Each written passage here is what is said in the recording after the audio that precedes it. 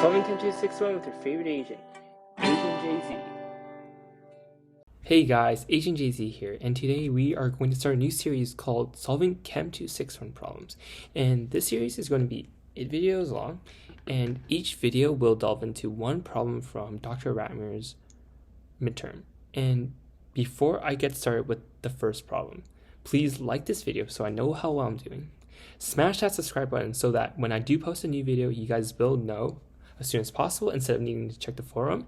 And also, you can leave any questions you have in the comment section and I will answer them as soon as possible. So before I end this video, let's get right into it. Hello there. So as promised, we are going to solve the first problem from the midterm. And please note that there are going to be 7 more videos solving the rest of the problems from the midterm. So before I waste any more time, let's just solve this question. So the problem number 1 says the following scheme is missing both lone pairs and formal charges. So what we understand from this question is we must put lone pairs and formal charges. And for number 1A, it says to draw the left resonance structure with all lone pairs and formal charges. And then we also have to indicate the hybridization. Wow, this is not underlining for me properly. Okay, so how I would solve the first question is just to write the formula out first. So we're gonna write CH2 and 2. From this, we can calculate the number of bonding valence electrons. So we have 4 plus 2 plus 2 times 5. So 4 from carbon, 2 from hydrogen, 5 times 2 from nitrogen, which will give us a total of 16. And we're just going to calculate how many electrons are bonded as given by the question so far. So we can count that there's 1, 2, 3, 4, 5, 6. And just so that we keep it consistent, we're just going to calculate for the second one too. So we have 1, 2, 3, 4, 5, 6. So this just tells us that in each of these problems that we have 12 electrons bonded, and that means we have 4 electrons left to use to do something. And what do we do with these 4 electrons? What we do with these 4 electrons is to satisfy the octet rules. And we can tell that we have to satisfy octet rules is because from some clear indications, some of the octets are not satisfied. Like in this nitrogen, we only have 3 bonds here, right? And 3 bonds means 6 electrons, and octet means 8 electrons. So let's just add 2 more electrons here. Therefore, we have 2 more electrons to work with, and this octet is satisfied. If you look at the central nitrogen right here, we can see that there are already 8 electrons, right? If we add a lone pair here, then we break the octet rule, and the question goes combust. But if you look at this carbon here, we can see there's only 3 bonds. Therefore, we can put another lone pair here. And from that, we have used all 4 electrons that are not involved in bonding. And now we can assign formal charges. So let's do this for the carbon first. So I'm going to solve this with a quicker method, and it's just with my head. But we know that if all the bonds around carbon are bonded, then the formal charge is 0. But if there's a lone pair, that means it's going to have an extra negative charge. So I'm just going to put a negative here. And let's just look at this nitrogen. From like previous practice, we've done this a lot of times.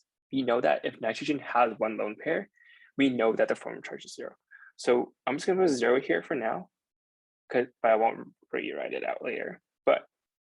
And then now we're going to solve the formal charge for the central nitrogen.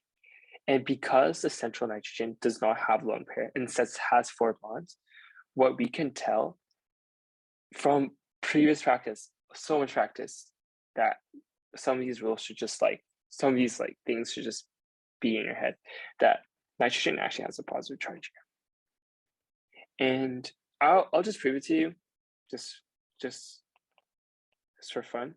But formal charge of carbon is 4 valence electrons minus the 2 lone pairs, and then the 3 bonds, and minus 1. See, minus 1. And if we go to the nitrogen here, we're going to do formal charge of nitrogen equals 5 valence electrons minus 0 lone pairs minus 4 bonds equals +1. And yeah, that's how I would prove that the formal charges of these atoms. And another good check for this question is a cancellation of the charge, because we have been given no indication that there is a negative charge like this or a positive charge like that. So that means we probably did a good job on this first question. And now we also have to indicate the hybridization on the central nitrogen, which is this one. And how we could do that is we just count the number of electron groups. So let's just go over it really fast. What S, sp, sp2, and sp3 mean.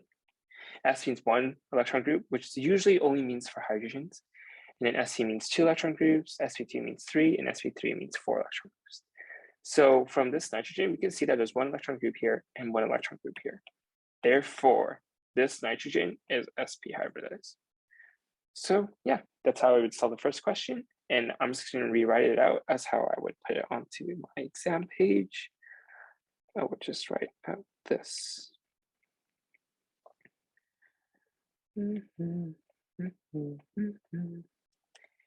And sp hybridized. And you can put the formal charge calculations, but I don't think that's necessary. Yeah, so that's how we solve 1A. So 1B is pretty much the same. We have 12 electrons involved in bonding, so that means you have 4 more electrons to work with. As soon as you start with this right molecule, we can see that there's only 2 bonds here. That means there's only 4 electrons. So that means we can use these 4 electrons to just satisfy the octet. And yeah, there we go. We're done with assigning the lone pairs, because as you can see that these other ones already have 8 electrons around each. And now we just have to calculate formal charge. So as I said before, if there's 4 electron groups, there's 4 bonds around carbon, the formal charge is 0. If there are 4 bonds around nitrogen, as we saw here, the formal charge is +1. And for this one, since there's 2 lone pairs, it's going to be a -1. But I'll just prove it to you with calculation. So we have formal charge equals 5 valence electrons minus the 4 electrons as lone pairs, and then minus the 2 bonds. So we have an 1. And again, we can see that the plus and minus cancel out, which is good because we have a neutral molecule. If it wasn't, I bet he would put like square brackets to tell us that. And we can tell that this is also sp hybridized because there's 2 electron groups. So yeah. So right now we're just gonna recopy the structure down here as how we would put it onto the exam page, the answer sheet.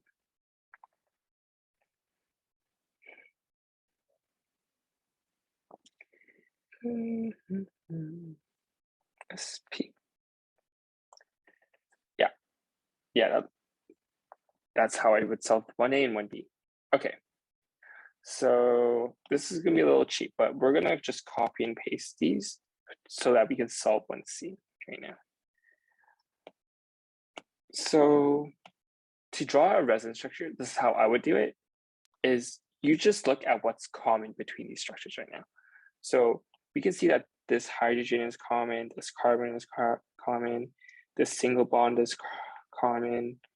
So we can write that structure out so far. So H, C, C, H. So this is common, right? This is not part of the resonance.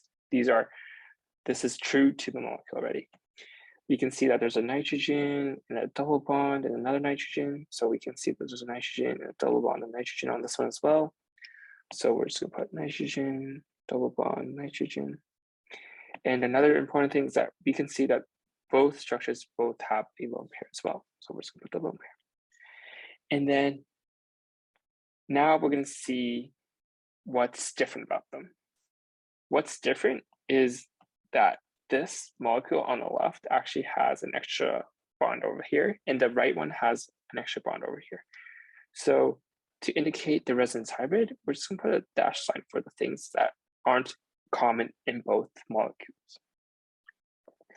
I'm not really sure I'm pretty sure this is just I don't really know how you would work that in. I will try to figure that out, but I'm not really sure. But yeah. And then what else we can see is common is that they both have a positive charge on the nitrogen. So we can just indicate that this has a positive nitrogen. And then after, we're going to assign the form of charges, or maybe just dipole moments on the ends of the molecule. So we can see that this side has the molecule on the right has a negative on the nitrogen, but this is just neutral. Therefore, this is just a negative dipole moment. But on the left side for the carbons, we can see that this carbon on the left has a negative, on the right it doesn't have any. So we can also just assign a dipole negative. And then this last structure would be your resonance hybrid.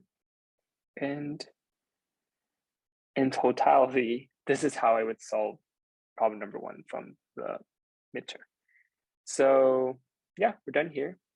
If there are any questions, please ask in the comments. And if you like this video, please like it. I want to know how well I'm doing. And also do not forget to subscribe. Thank you for listening, and I'll see you next time.